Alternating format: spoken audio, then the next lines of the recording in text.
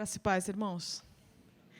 Eu fiquei muito emocionada de estar aqui e poder ver o Sandro de novo, porque a última vez que eu acho que a gente se encontrou deve ter sido numa edição do Tribal Generation em Uberlândia, lá em 1800 e alguma coisa. Né? Nós estamos falando uma velha guarda aí, né, brother? Fala sério, sensacional. E eu estava tentando lembrar quando foi a última vez que eu vim ao Projeto 242. E não era nem aqui, era lá, Vila Mariana.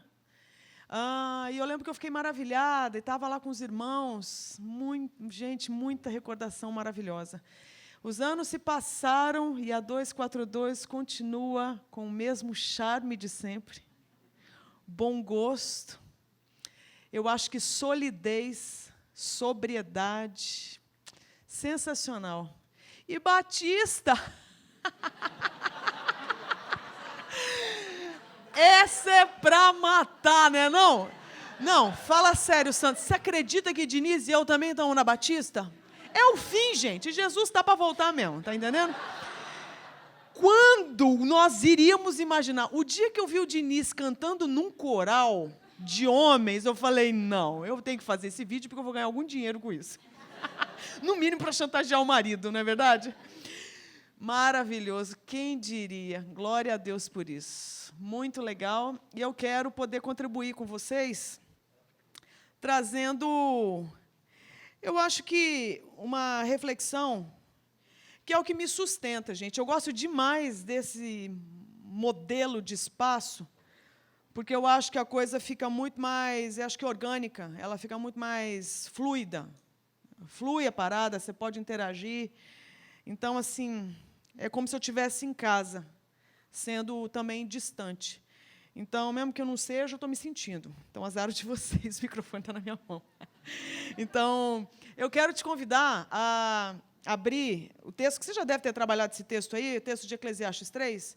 Na verdade, eu quero usar isso aí como uma base para a gente chegar em algumas considerações. Como eu disse, eu quero compartilhar com você aquilo que, na verdade... é o que me sustenta na vida. Então, eu acho legal quando a gente pode trocar esse tipo de figurinha, porque os desafios eles são muito grandes, né?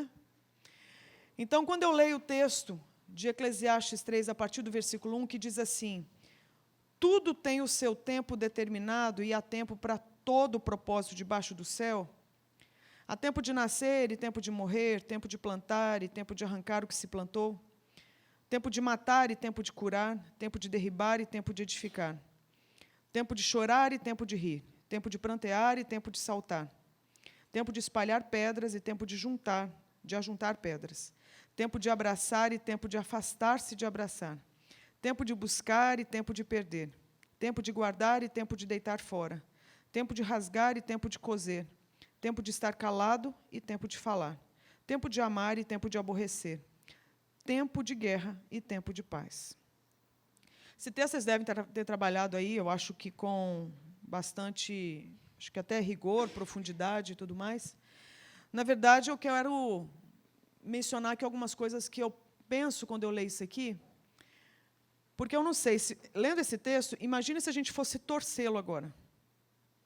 Espremer. Que caldo que sai? Eu acho que vai sair, no mínimo, um caldo de sabedoria. Um extrato de sabedoria que eu acho que serve para a gente aplicar na nossa vida. Talvez muitas das considerações possam ser feitas, muitas considerações surjam daí. Mas uma que me chama a atenção, e curiosamente eu uso muito esse texto para falar sobre dependência emocional e codependência. Porque o sábio sabe discernir o tempo das coisas. Então, é sábio quando você sabe a hora de falar e a hora de calar. É sábio quando você sabe a hora de abraçar e de afastar. De construir e fazer um negócio cair. É sábio. Sábio é quem consegue discernir isso. E é interessante porque, por exemplo, eu trabalho como conselheira na área da sexualidade há muitos anos. E um dos dilemas que as pessoas enfrentam, e que a gente vai ter que, de alguma forma, entrar em contato, é a questão do que se chama, né, convencionalmente aí, de dependência emocional e codependência. E é curioso, porque dependências emocionais e codependência, embora eu não goste do rótulo, mas só para você entender, pessoas que vivenciam esse estilo de vida, costumam não saber viver esse texto. Porque enquanto para o sábio tem tempo para cada coisa, para pessoas que são gulosas umas das outras, todo tempo é tempo. Para pessoas que vivem na compulsão, seja do que for, do trabalho à cocaína, do chocolate à academia, do WhatsApp a, sei lá, a consumo, a jogo, todo tempo é tempo. E quanto mais, melhor. Então, você acaba vendo que não é todo mundo que dá conta de viver isso aqui. A pergunta é, será que eu dou conta de discernir os sinais do tempo? Aí você fala assim, nossa, eu estou meio perdido, mas será que eu sei? E a sensação de estar perdido, eu acho que acontece muito porque a gente não tem um mapa para viver. Você já reparou que a gente já nasce nesse mundo, para começar, separado de Deus? Você conheceu alguma criança que tenha nascido já dialogando com o Senhor Jesus Cristo? Obedecendo a palavra de Deus? Eu não fui essa criança, e o que saiu de dentro de mim não é mesmo. Compreende? Muito pelo contrário. O irmão, vou te dizer, tá? Nós tivemos que evangelizar. E mesmo assim, na tentativa, o brotherzinho ali duvidava. Não, filho, Deus existe. Ele está aqui? Falei, tá. Onde? Falei, filho, ele é como o vento. Você não vê, mas você sabe que existe. Boa essa, né? Boa. Mas convenceu? Não. Quando eu vejo, o menino está assim. Falei, que é isso, Miguel? Estou beliscando Deus. E o íntimo, beliscando a Trindade, está entendendo? E conversa vai, conversa vem, mas filho, Deus é poderoso, mais que o Bumblebee? Falei, mais que o Optimus. Falei, Miguel, olha o respeito.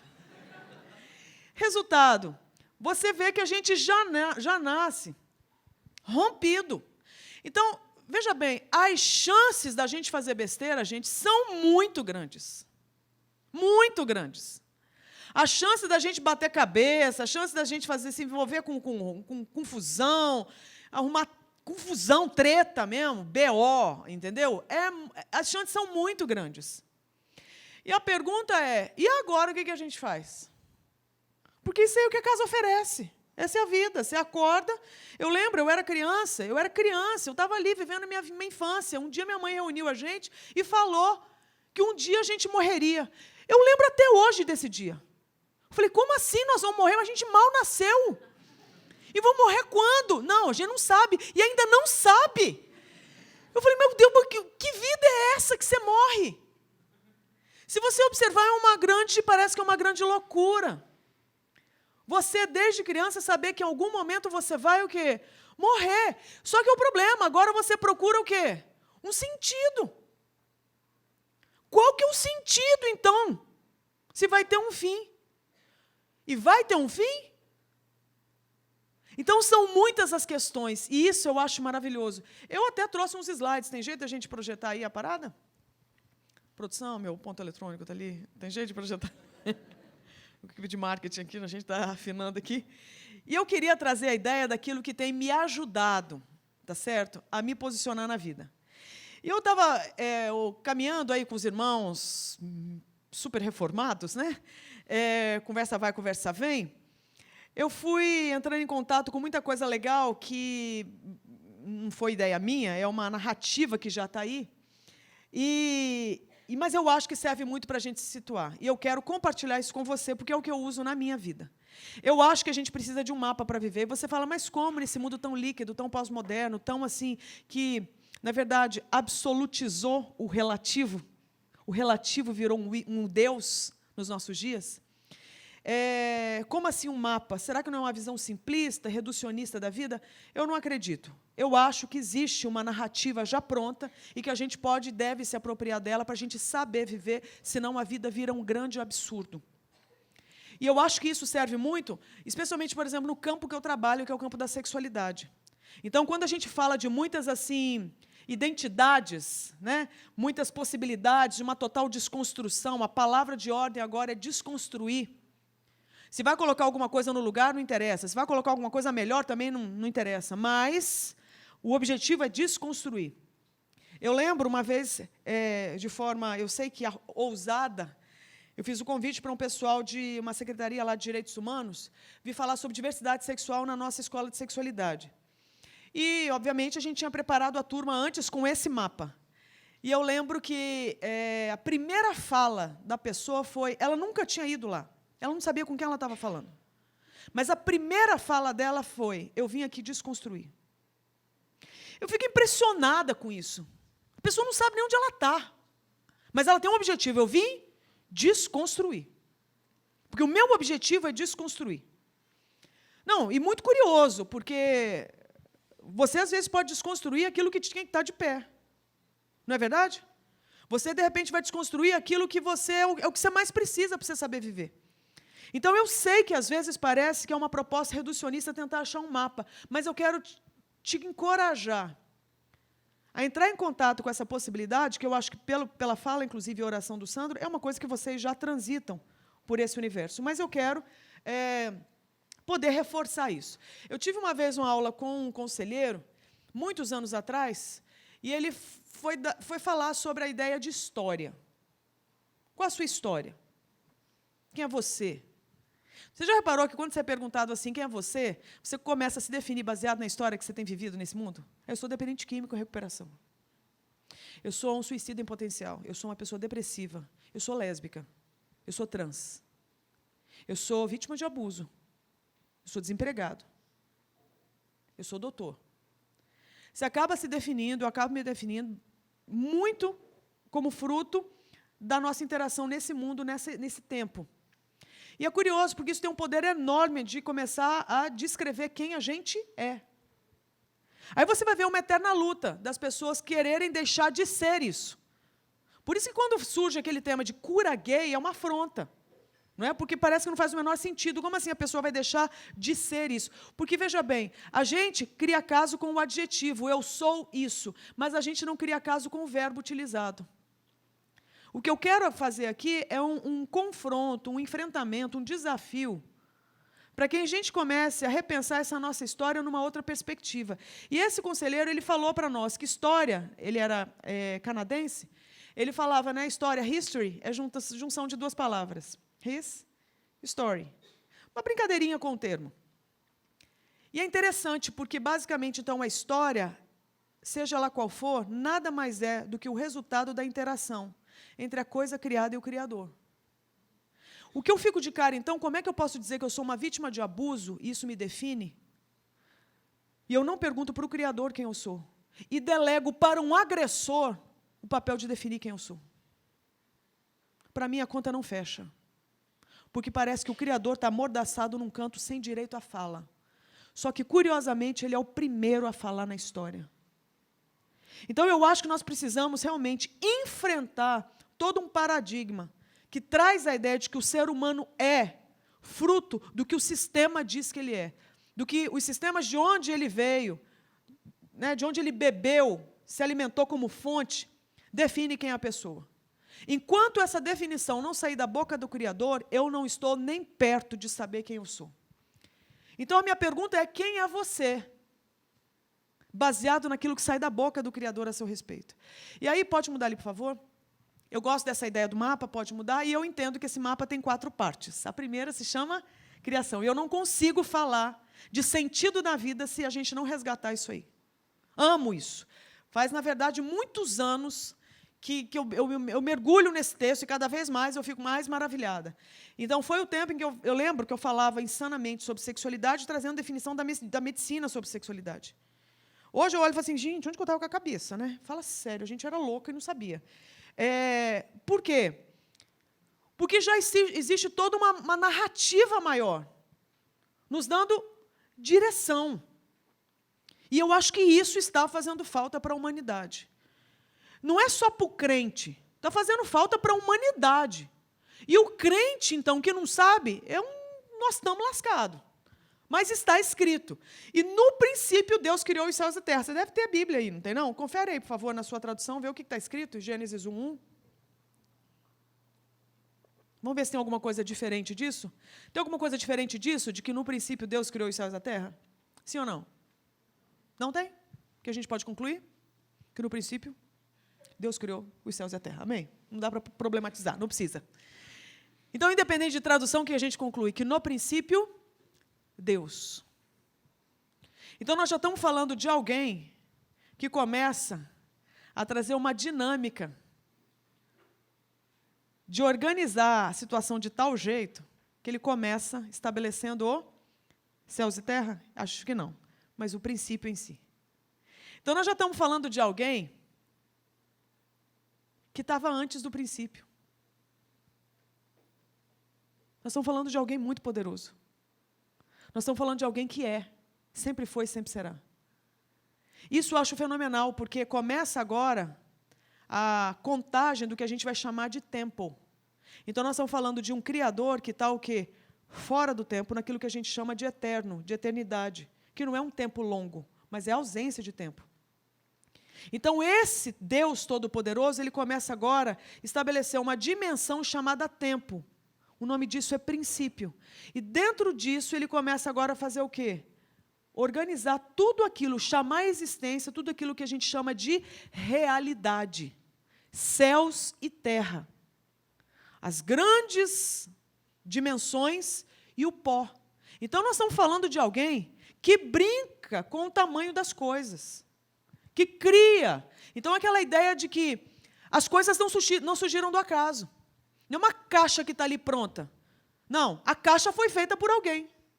Existe alguém fora da caixa. Então, essa pessoa se chama Deus. Então, esse Deus se apresenta. Deixa eu te falar, eu nunca consegui criar céus e terra. Você já conseguiu?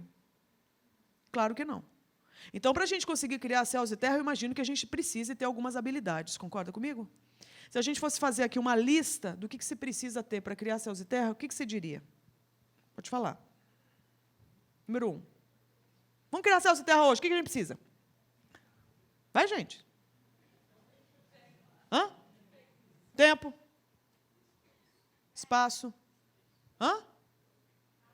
Palavra, verbo. Criatividade. Hã? Grandiosidade. Poder. Conhecimento. O que mais? Ordem. Não é para qualquer um, concorda? Não é para qualquer um. Então, Deus consegue, através desse versículo, mostrar para nós alguns dos atributos que Ele tem para ter dado conta desse recado. Por que isso é importante? Porque se eu não fizer o resgate disso, eu não vou saber quem eu sou. Porque, de alguma forma, esse humano foi feito à imagem desse Deus que criou céus e terra.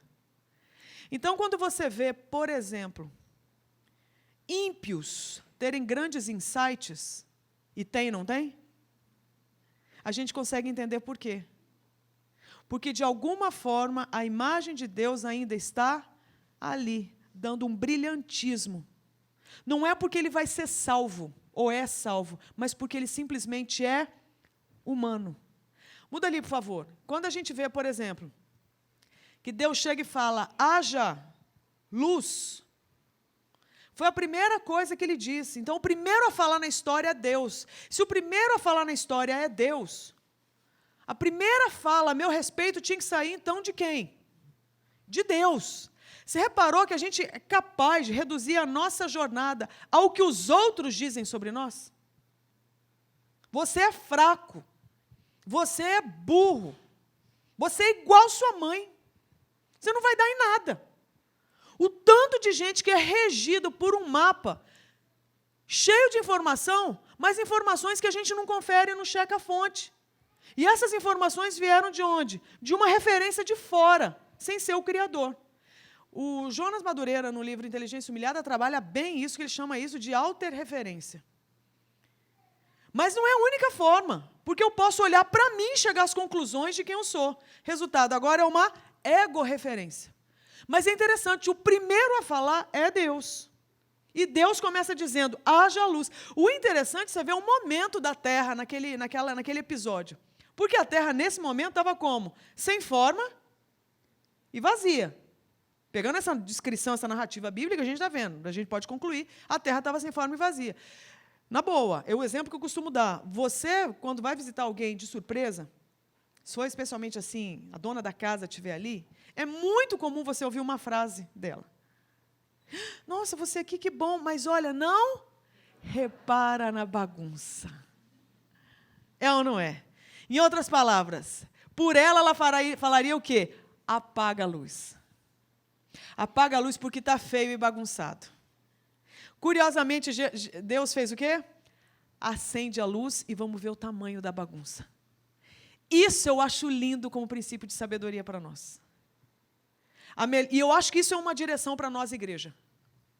A vida, ela tem que ser vivida com a luz acesa. Mas está feio, Andréia. É melhor feio e você saber o que existe do que no escuro e você não saber o que está lá. Então, que haja luz para a gente poder dimensionar, inclusive, o tamanho do problema e ter um plano. Então, a luz foi acesa. Não que para Deus houvesse escuridão, porque para Ele não há luz nem treva. Mas eu acho que fica um princípio para nós. Haja luz e vamos ver o tamanho do estrago, para que agora a gente possa fazer o quê? Alguma coisa. Tanto é que ele conclui, a luz é boa. Eu acho que vem daí a ideia de confissão. Porque confessar pecado é o quê? É trazer para luz. Não é? Se você observar, é basicamente isso. Traz para a luz o que está na escuridão. Tanto é que pessoas que estão rompidas com Deus, que é luz, elas se afastam da comunhão dos irmãos. Ou seja, elas vão para onde? Para o esconderijo. Você vai ver que boa prática dos pecados sexuais, eles acontecem como? Quando não tem ninguém te filmando. O chefe saiu, dá para eu entrar no site pornô. Minha mulher está dormindo, eu posso masturbar. Ninguém está aqui no banheiro, eu posso ver a revistinha pornô. Não, viajei agora para fazer um trabalho, posso ir para um motel com alguém. Se for observar, pontos de prostituição, eles acontecem o dia inteiro, mas estão bombando que horas? De noite e de madrugada. Não é? Então você vai ver o quê? Essa ideia da escuridão, do apaga-luz, é um negócio que não tem muito a ver com Deus, não. O movimento de Deus é o contrário, é haja luz. Aí você vê a ideia de corpo, porque com corpo você vai ter o quê? Dificilmente você tem privacidade. É ou não é? Dificilmente você vai dar conta de fazer escondido, porque você vai ter um infeliz de um irmão que vai olhar para você e falar, você não está bem? Sempre tem, não tem? Sempre tem um irmão que nunca te liga. No dia que você está a fim de pecar, o infeliz te liga. E aí, sonhei com você. Não dá nem para pecar sossegado, com dignidade, não é verdade? Você vai ver o quê? Que a ideia de corpo é para isso. A ideia de ser gregário. A ideia de você congregar. Isso tudo tem a ver com esse Deus que é trinitário. Que é comunidade mesmo sendo um. Não é? Então, muda ali, por favor. E aí, com isso, falando sobre essa ideia de sentido na vida, eu vejo, por exemplo, 2 princípios que eu acho que vale a pena a gente resgatar. E que estão ali na teologia, mas às vezes eu acho que a galera não aplica. E eu não sei se vocês têm a prática ou não, mas eu vou falar e, se já sabe, massa, reforça, né? Disse Deus, haja luminares no firmamento do céu para separar o dia da noite. Sirvam eles de sinais para marcar estações, dias e anos, e sirvam de luminares no firmamento do céu para iluminar a terra. E assim foi. Isso é sensacional, porque você começa a ver que a bagunça estava ali e Deus começa a organizar, trazendo um propósito, um sentido. Então, eu acho que é por isso que é gritante dentro do humano a necessidade de sentido.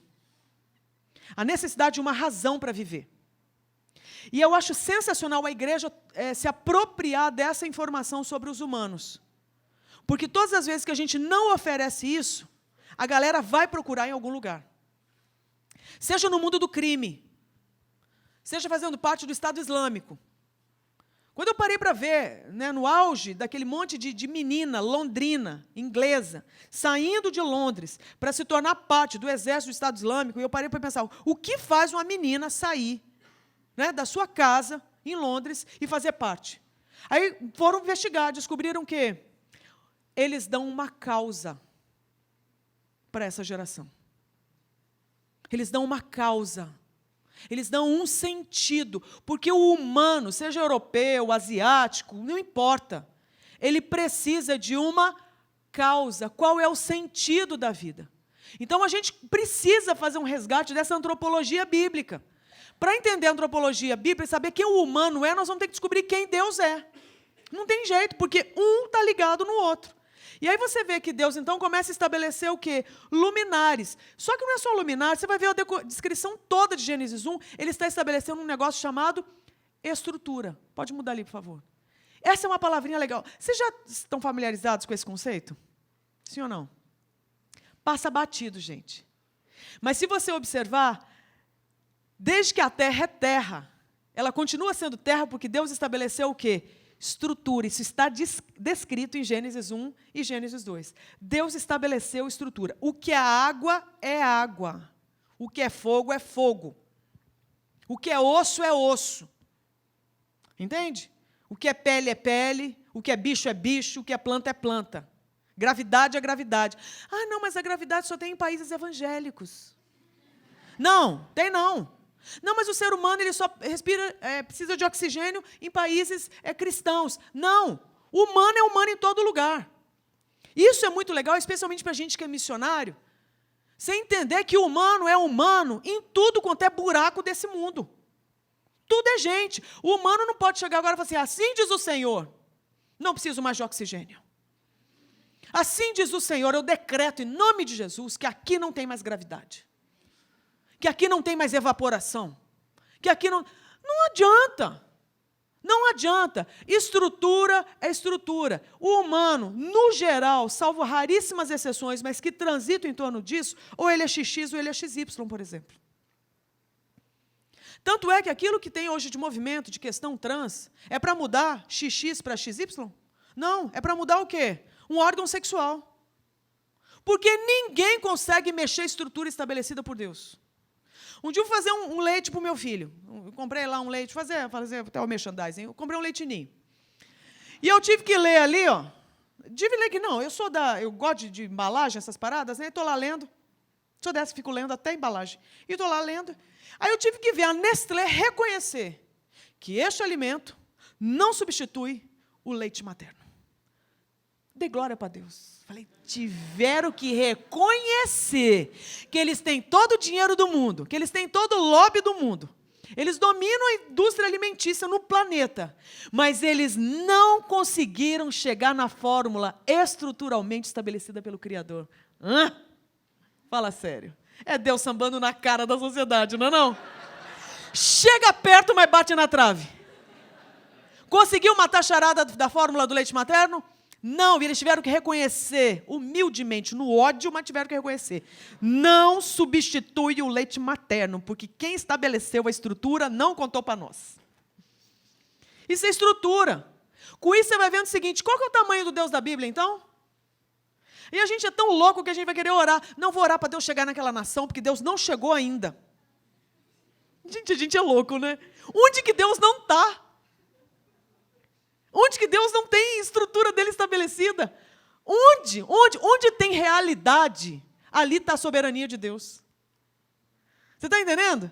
A gente é muito doido que a gente acha, não, nós temos que mandar missionários, porque ali vai começar, então, a chegada de Deus. É muita loucura, gente. É muita insanidade nossa. Deus é Deus e sempre vai ser Deus e soberano, sustentando tudo pelo poder da palavra dele. Isso é estrutura. Então, a estrutura está estabelecida. Não tem jeito. Só que pelo texto que a gente leu, o que a gente viu? Haja luminares. Ponto final? Você vai ver, os luminares estão aí até hoje. Não foi só para aquele período lá de Adão e Eva, não. Depois sumiu estrela, astro, sol, lua, não.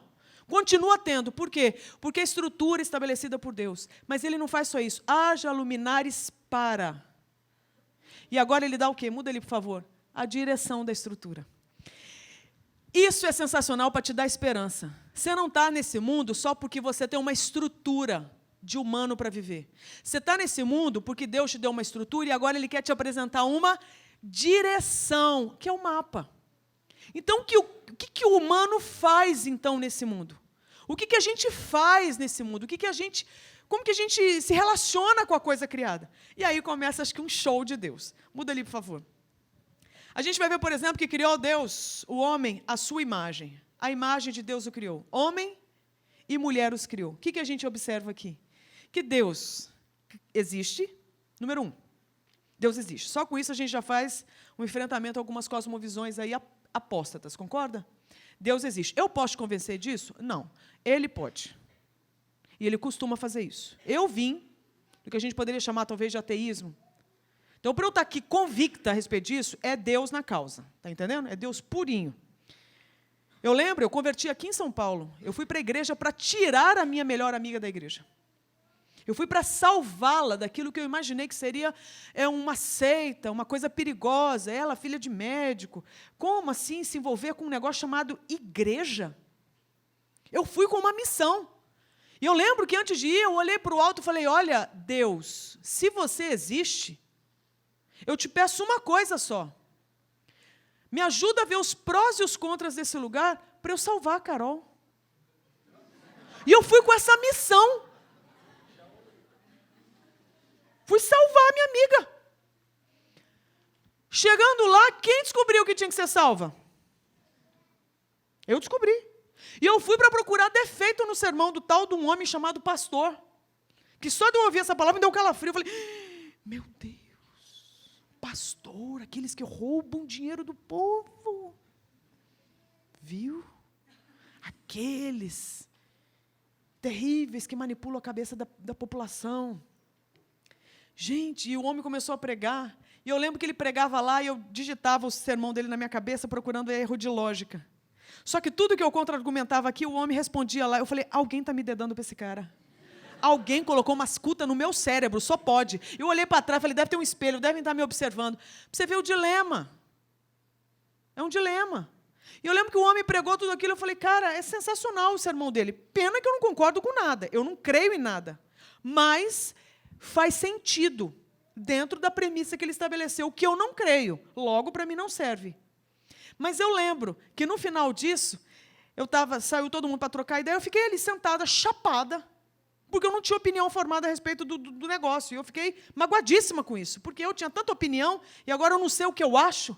Isso é humilhante para mim. E eu fiquei sentada ali, tentando entender alguma coisa, e eu lembro que chegou uma pessoa atrás de mim, e eu não conhecia ninguém, a não ser essa minha amiga. Olha só, eu nunca conto, tá? Eu não costumo contar meu testemunho assim, de conversão. Quando eu conto, é porque eu normalmente acho que tem alguém que deve estar com uma crise de fé. Deve estar alguém sendo tentado na área da incredulidade. Depois você me diz. Tá certo? Mas eu lembro que eu, naquela luta toda, de não crer em nada daquilo, mas, ao mesmo tempo, achar que foi sensata a fala do tal do pastor, uma pessoa atrás de mim chegou do nada e falou assim no meu ouvido, André, eu falei, oi, essa é a primeira e a última vez que você vai ouvir essa mensagem, não desperdiça. Falei, nossa, que ousadia, eu olhei para trás, não tinha ninguém. Falei, ótimo, agora eu ouço vozes. Era o que me faltava. Né? Estou no nível hard de esquizofrenia e descobri hoje, inclusive, aqui nessa igreja. Que bom. Primeira coisa que a gente faz numa situação dessa, a gente, né, fica quieto e não conta para ninguém. Né? Faz a linha fina, né, lúcida.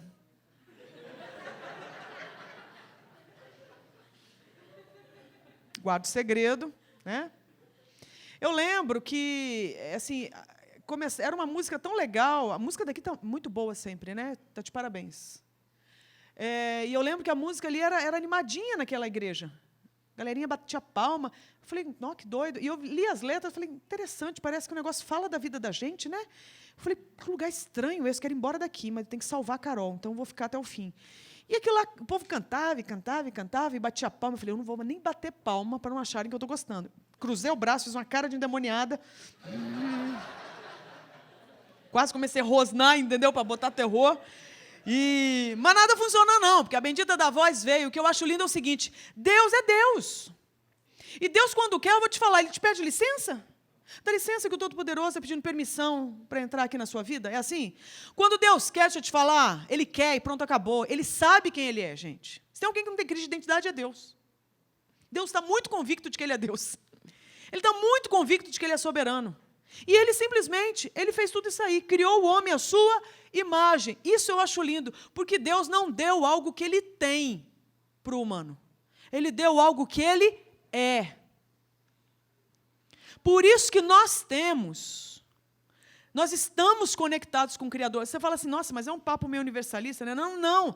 Eu não estou falando que o humano, por ter a imagem de Deus, está salvo. O que eu estou falando é que o humano, por ser humano, ele tem atributos que só o Criador tem. Por isso que, inclusive, a vida é possível na Terra, mesmo depois da queda. Por isso, inclusive, você pode admirar coisas feitas por ímpios. Por isso você vai ver um pai ateu que é bom pai. Uma mãe muçulmana que é uma boa mãe.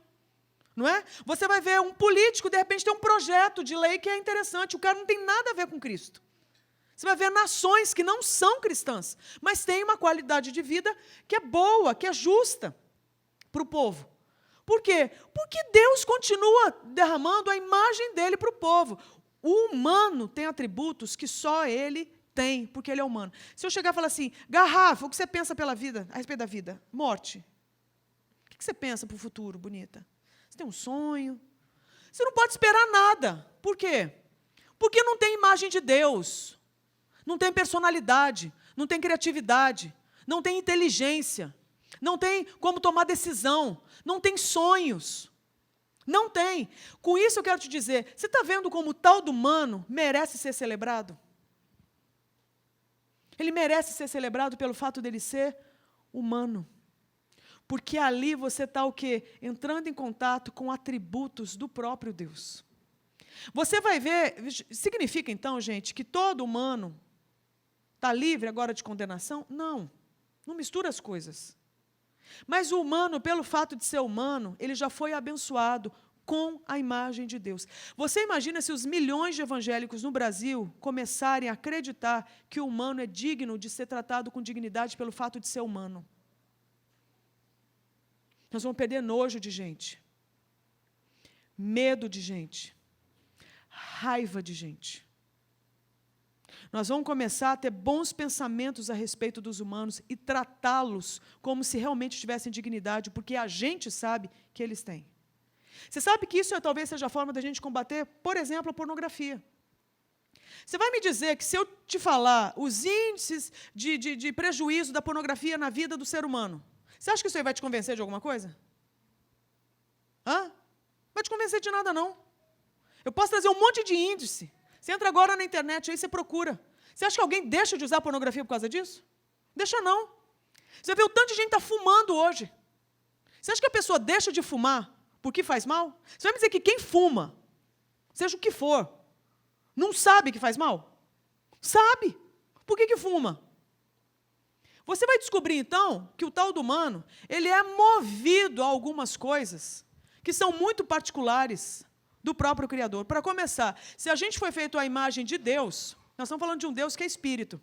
E a Bíblia fala que importa que os seus adoradores o adorem em espírito e em verdade. Uma coisa você pode descobrir sobre o ser humano, se ele foi feito à imagem de Deus, ele vai ter um mínimo de compatibilidade com o Criador, e Deus é espírito. Logo, nós vamos ser movidos a quê? A fé. Todo humano é um ser que crê. Todo humano é um ser que obedece. Todo humano, por essência, ele é adorador. Todo humano ama. Não, André, mas quem comete suicídio? Ele ama. Mas quem se corta, que chamava automutilação, violência autoinfligida, por quê? Porque se ama. Estou falando que se ama direito, que se ama bem? Não. Mas está comprometido consigo? Está. Baseado no que eu digo isso?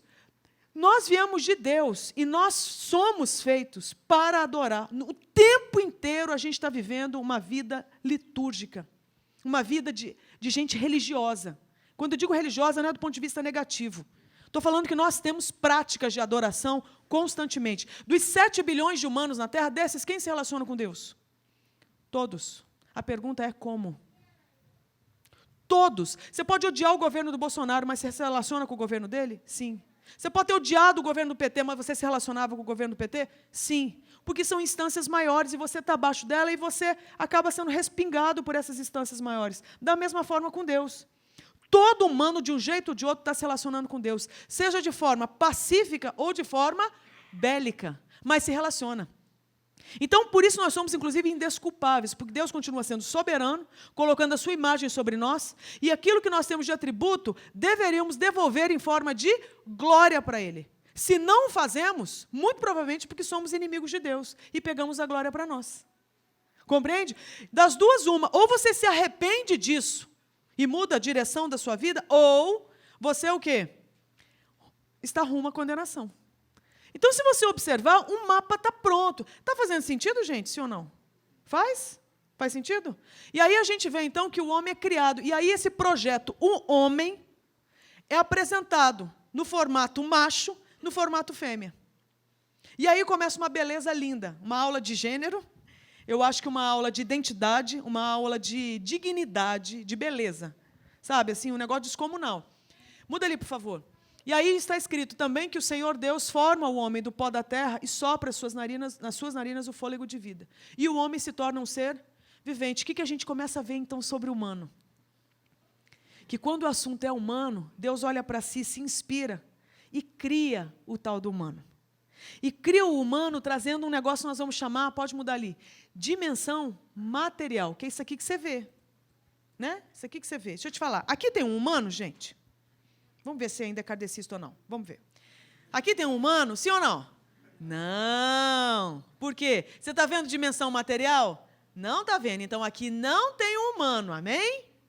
Tá bom? Não tem humano ali, não tem gente. Não tem. Para ser gente, tem que ter dimensão material. Então, cuidar da dimensão material é alguma coisa que deve trazer glória para Deus? Sim ou não? Sim. Se a gente acreditasse nisso, cara, eu acho que a gente ia fazer um impacto tão grande, inclusive em política pública no Brasil. Vou te dizer por quê. Você reparou que nós estamos entrando em outubro, e outubro no Brasil é rosa. É o governo, Ministério da Saúde, tentando alertar as mulheres brasileiras que mama existe. E que é responsabilidade delas cuidar da mama. Por que o governo tem que lembrar? Porque, embora a gente se diga um país cristão, a gente tem uma zica com a dimensão material. Compreende? A gente, de alguma forma, a gente se diz cristão, mas quando o assunto é dimensão material, a gente não cuida para trazer glória para Deus. Então, o governo tem que trazer uma direção para o povo. Cuide da sua mama. Calma que o novembro é azul. E quando o novembro é azul, é isso que te digo. Tem fila de irmão querendo ter um dedinho de prosa com o médico. Dedinho de prosa, entendeu? Não quero. Você já viu um movimento de pastores, de líderes evangélicos, orientarem os homens para cuidarem da sua próstata, porque a próstata é deles, não é da esposa? Mas quem tem que cuidar da próstata do irmão é a mulher, que é tratada como se fosse o Satanás. Você é tratada como inimiga. Não é verdade? Por quê? Porque você lembrou o bonito que ele tem uma próstata. E a próstata é dele, não é do diabo. Porque ele acha que a próstata, nesse caso, é do diabo. É do Satanás. Não é não. É sua. Aí você vê, nominalmente a gente se diz cristão. Mas quando o assunto é uma dimensão, tem um olhar de que traga glória para Deus a respeito da nossa dimensão material, a gente deixa de ser cristão. A gente vira, não sei, meio esotérico. Meio zen. Eu sou uma energia. Que isso? Que energia? Você tem uma dimensão material, tem que cuidar. Tem que cuidar, brother. Por quê? Porque isso também tem que trazer glória para Deus. Agora você vai ver isso no impacto da sexualidade. O tanto de gente que casa por causa do compromisso com a dimensão material. Não, o cara é gato, você viu? Uma menina linda. Cinturinha. Deixa eu te falar. O ser humano tem dimensão material, mas isso não reduz a quem o ser humano é. Aliás, dimensão material tem contato com a dimensão chamada tempo. Começou liso. Começou firme. Até levantava.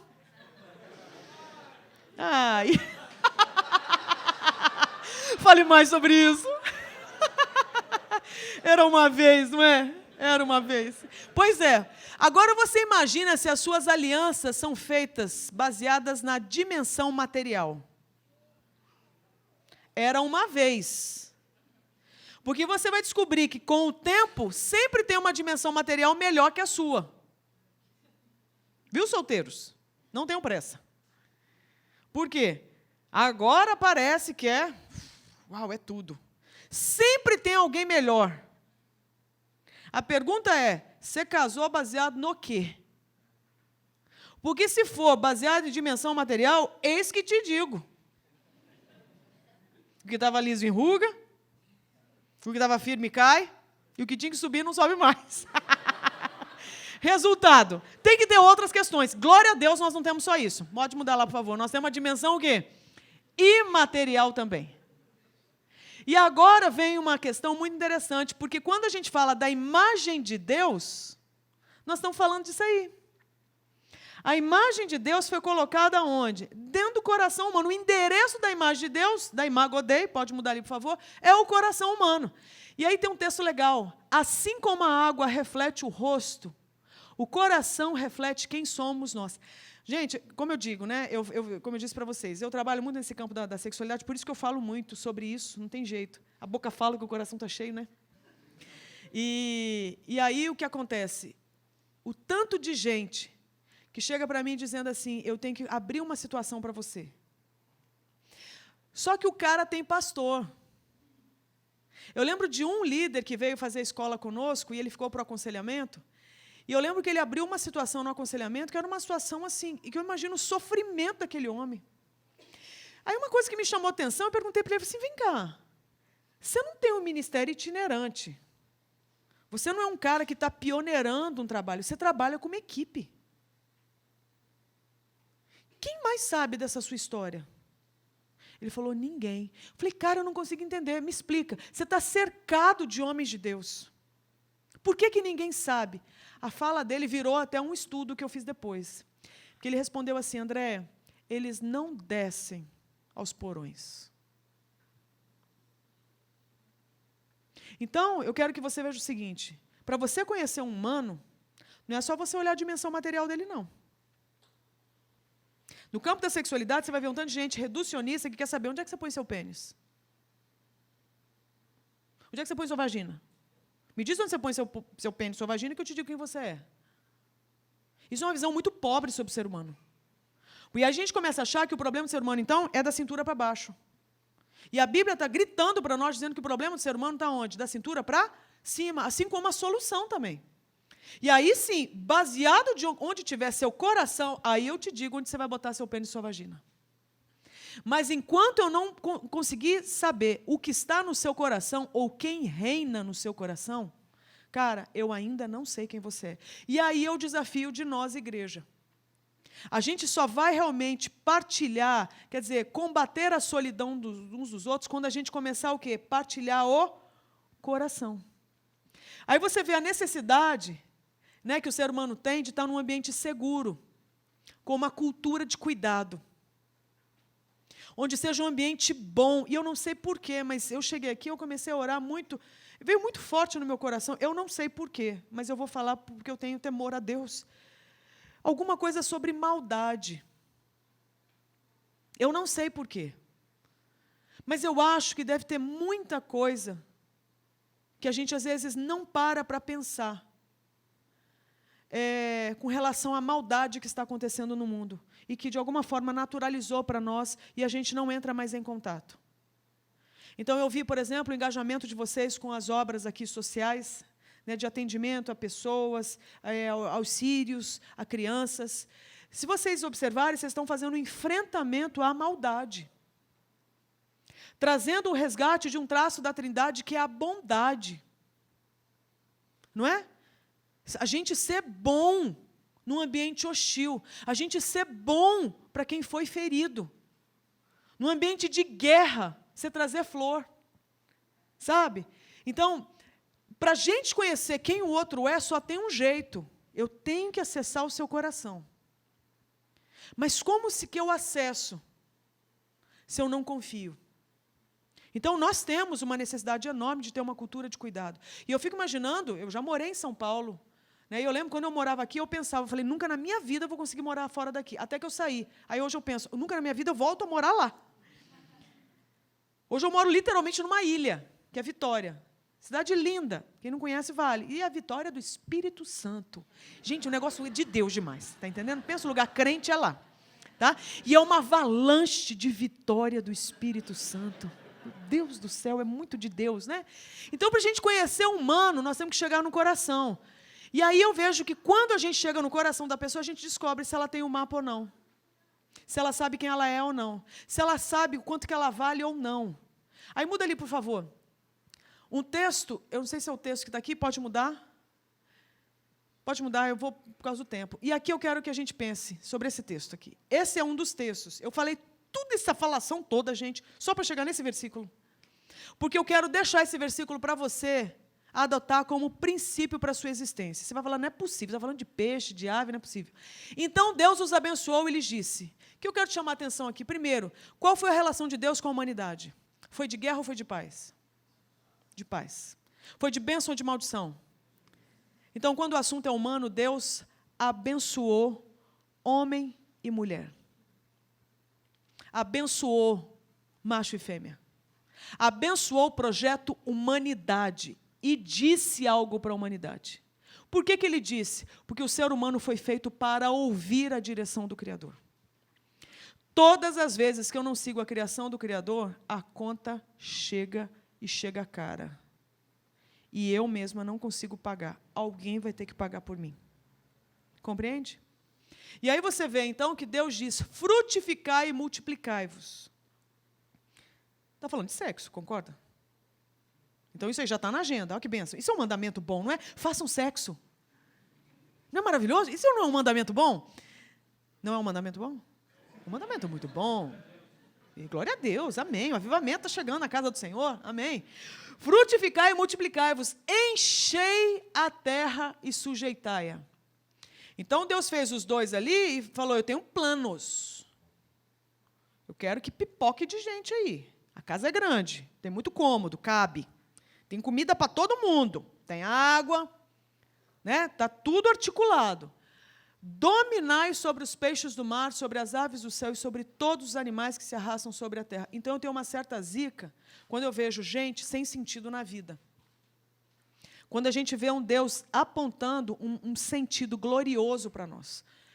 Para começar, o que Deus está dizendo? Eu quero que vocês aprendam a se relacionar primeiro com quem?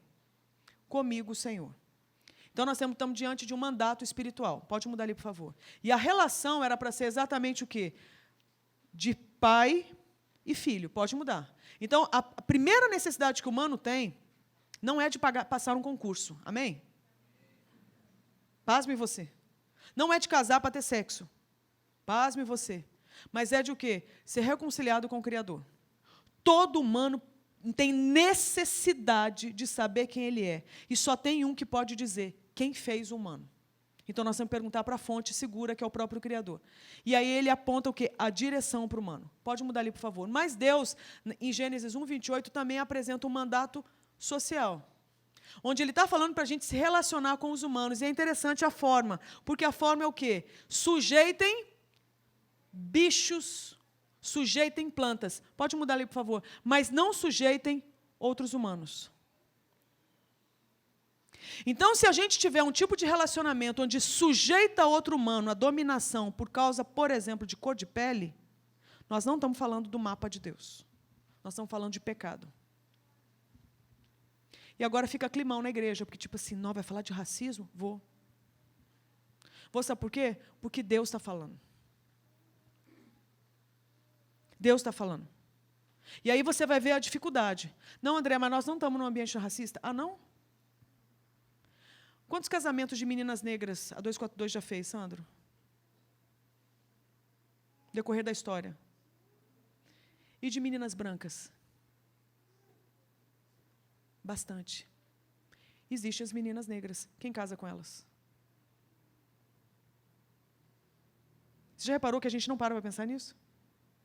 O meu filho de 5 anos, um dia me perguntou, mãe, por que quem mais anda de ônibus, de bicicleta e não tem dente é negro? Como que ele sacou isso? Porque ele vem no banco de trás, do lado ao corredor de ônibus. Na hora que ele sai, é a hora que o trabalhador está voltando depois de batido uma laje de bicicleta. Todo mundo simpático, sorriu para ele, ele viu que faltava dente. Sabe o que é doido? Às vezes eu conto essa história e o pessoal ri, porque acha engraçado que o cara não tem dente. Ele acha engraçado que o cara não tem dente. A gente naturalizou tanto que a gente acha engraçado o que é triste. A gente não fala sobre o assunto. Esses dias eu vou falar numa igreja, uma conferência de mulheres, no estado onde já teve escravo. Eu estava numa conferência de mulheres, tinham 900 mulheres inscritas, passando um sábado. Eu lembro que eu toquei no assunto do racismo, perguntei, quantas aqui são negras? Adivinha quantas levantaram a mão? 9. Por que não estavam ali? Porque se eu estivesse no Rio de Janeiro, numa comunidade, já está lotado. Mas por que ali não? Porque ali é a classe média alta. Tinham 9 privilegiadas. Entende? Então, esse é um assunto que está aí e a gente simplesmente não nota. E o que é triste, parece que agora é pauta de esquerda. Acho que ela é de esquerda, porque ela está falando de racismo. Não, gente. Eu estou falando da pauta que está na agenda de Deus. Quem é a esquerda para entender o que está no coração de Deus? Mas isso é a pauta que está no coração de Deus. Onde tiver opressão de humano por causa de cor de pele, é pecado. Amém? É pecado. Independente do seu viés político. A gente tem que ter um olhar do que está ardendo no coração de Deus. Existem humanos que são maltratados por causa da cor de pele. Existem humanos, muda ali por favor, que são maltratados por causa, sabe do quê? Do gênero.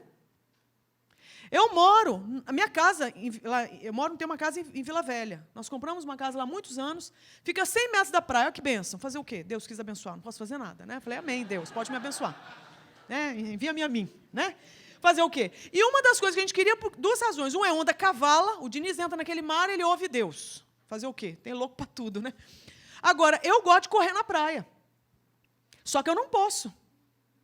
Porque eu gostava de correr o quê? De madrugada, porque eu tenho que trabalhar depois. Eu não posso. Por quê? Porque é perigoso. Agora, meu marido pode correr? Pode. Porque ele é homem, eu sou mulher. Então, nós mulheres, a gente já sabe que parece que tem lugar que o quê? Você não pode ir. Não é ambiente para você, porque você é mulher. Você é mulher, você está o quê? Você está suscetível a ser tratado como se não tivesse imagem de Deus. Então, eu quero que você veja o seguinte, o triste, gente, é que isso eu não estou falando nada de novo, mas às vezes parece que isso está fora das Escrituras. Isso não está fora das Escrituras, Deus deixou um mapa para nós. Quando um humano é tratado como escória, nós temos que fazer o enfrentamento. Isso não é uma questão ideológica, isso é uma questão bíblica. Compreende? Isso é uma questão bíblica. Então, teve uma doutoranda aqui no Mackenzie, muitos anos atrás, que fez uma pesquisa.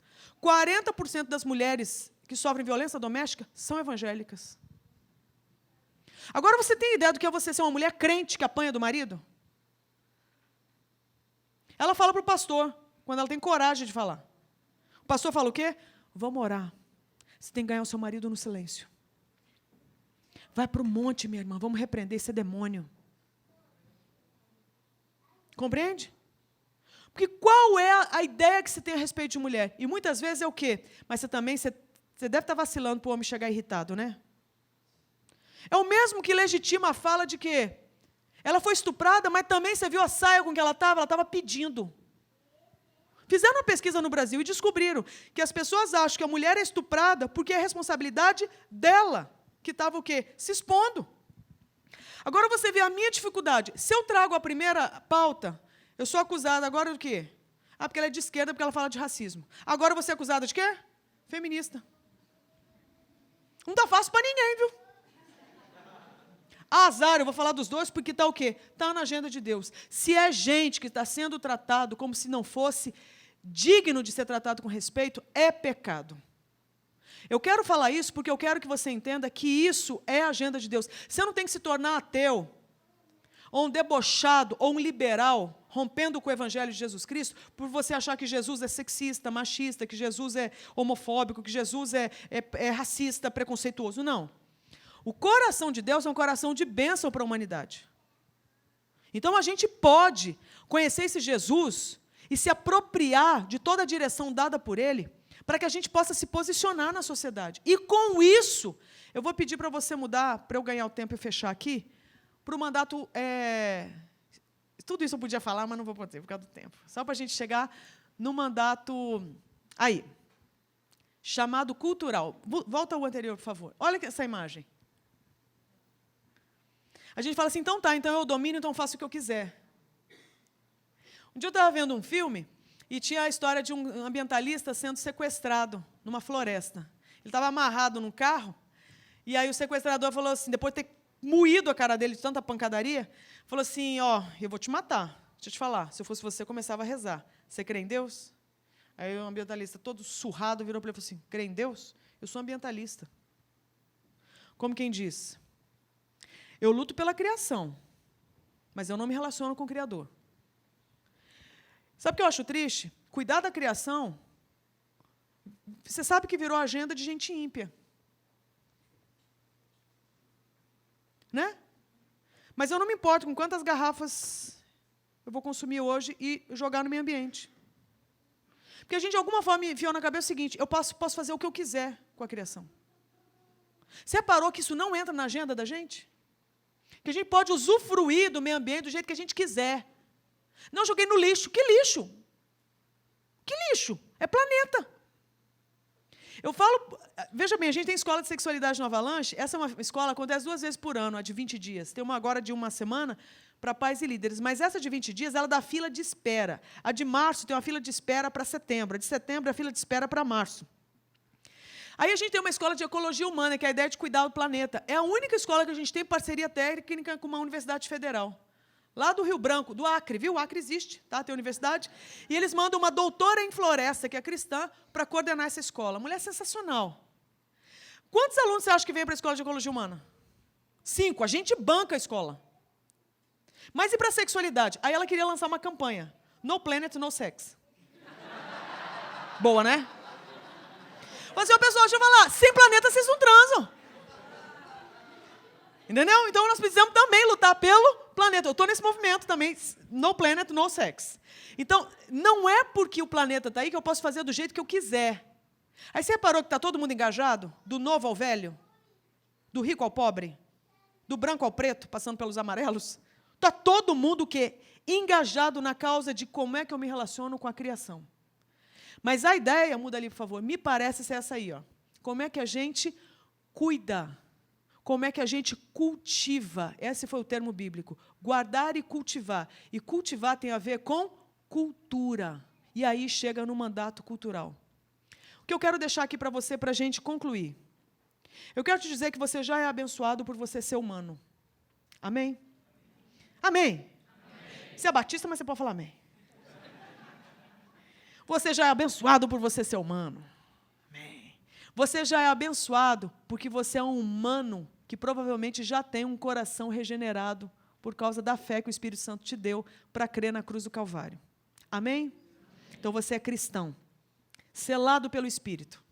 Significa que você é propriedade comprada e paga pelo Senhor. Que você tem dono e que o inimigo não toca em você. Amém?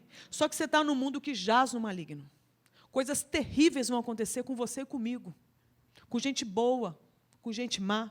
Coisas terríveis acontecem, porque o mundo jaz no maligno. Por quê? Porque o mapa não é feito só de criação. O mapa é feito de queda e o mapa é feito de redenção. E dentro da redenção ainda tem o campo da consumação. Ou seja, todo esse trabalho que Jesus já iniciou, já está consumado. O reino de Deus já está aqui? Chegou, mas chegou completamente? Ainda não. Até chegar, a gente aguarda com grande expectativa. Fazendo o quê? Cumprindo o mandato espiritual, de anunciar para as pessoas que elas estão mortas e podem ter vida em Cristo. Cumprindo o mandato social, da gente amar o próximo como a gente se ama. E cumprindo o nosso mandato cultural, que é de levantar um estandarte e falar para a humanidade, pode seguir, me imita, porque é assim que a gente tem que viver. Então eu te pergunto, aqui quem é missionário aqui? É isso que a conta não fecha. Se Deus deixou esse mandato para todos nós levantarmos o estandarte, quem é missionário aqui? Todos nós. Você vendendo fechadura. Você cantando na igreja. Você sendo empresário, você sendo estudante de ensino médio, você sendo um concurseiro, você sendo um policial, você sendo até um pastor. Deus pode usar até pastor. É o fim. Não é verdade? Com isso que a gente está vendo, todo mundo foi enviado para trazer glória para Deus dentro do seu Éden, que é aquilo que te cabe no momento. Eu te pergunto, você tem então uma razão de estar vivo? Você reparou que você foi enviado onde o Sandro não chega? Você chega em um lugar onde eu não vou chegar nunca.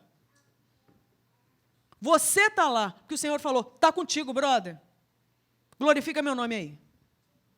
Faz bonito. Faz bonito. Então eu te pergunto, tem desemprego no reino de Deus? Só no reino dos homens. No de Deus, não. Está todo mundo comissionado e convocado. Você pode sair daqui com um pouco mais de esperança e falar, cara, eu nem sabia que eu era tão importante. Realmente, você está em lugar, de repente você está num ambiente totalmente disfuncional. Você é a luz ali dentro. Você é o sal ali dentro. Você é a representatividade do Evangelho do Senhor Jesus Cristo. Você é a representatividade da Trindade, do reino de Deus ali dentro. Mas está difícil, mas Deus é contigo. E você pode compartilhar suas dores com os teus irmãos. Então, que haja luz. E que a gente saia daqui contente, porque Deus nos deu já um plano, gente, um sentido para viver. Amém?